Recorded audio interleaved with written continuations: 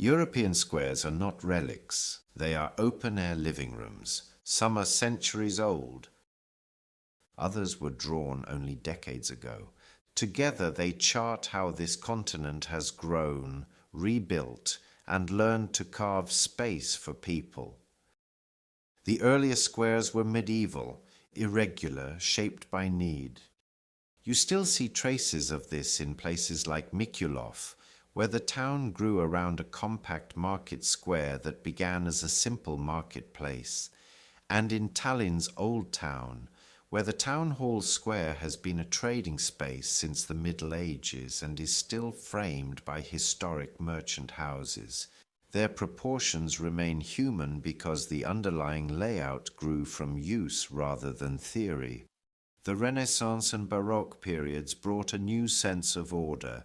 You can sense it in Bologna, where medieval streets gradually absorbed Renaissance proportions, and long arcades create measured, sheltered spaces, and in Catania, where the late Baroque rebuilding after 1693 shaped broad squares of pale stucco and dark lava stone.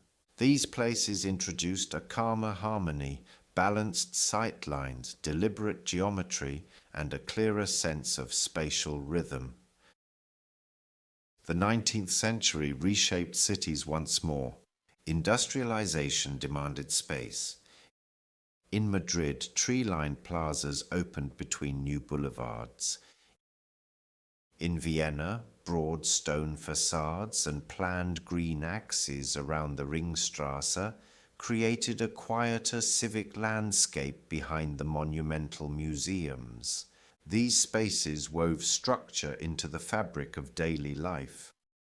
Then came the contemporary era. Across Europe, former industrial zones were reimagined as public spaces. In Hamburg, converted harbour yards became open squares, edged with pale stone and clean lines. In Rotterdam, modern plazas use concrete and Corten steel to create a sense of openness and calm. These squares show that urban Europe is still evolving, still learning how to shape space for people. Each era leaves its own imprint. Medieval squares feel enclosed and human. Renaissance spaces feel balanced. Modern ones feel breathable and democratic. Geometry shapes psychology. Materials carry memory. Limestone in Marseille warms at dusk. Basalt in Cologne darkens after rain. Brick squares in Ghent keep a quiet glow even under cloudy skies. People may not name the materials, but they feel them. Light completes the design. Narrow medieval squares catch it in slivers. Baroque facades reflect it evenly. Modern plazas let it drift unbroken across open space.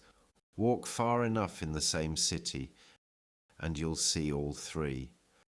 Old or new, a square offers cities something essential. Orientation, a place to slow down, a small widening of the world, even in fast-growing districts like the newer quarters of Copenhagen or Bordeaux. Planners carve out calm pockets for people to gather, rest, and breathe.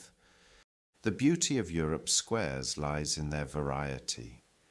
Courtyard-like spaces in Lisbon, open riverfront squares in Porto, small residential enclaves in Brussels. What unites them is intention.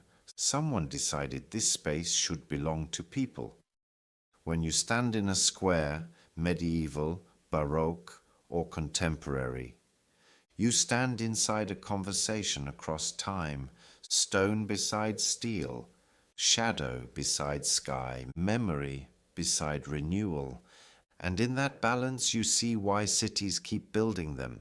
Squares remind us that public life needs space, not much, just enough.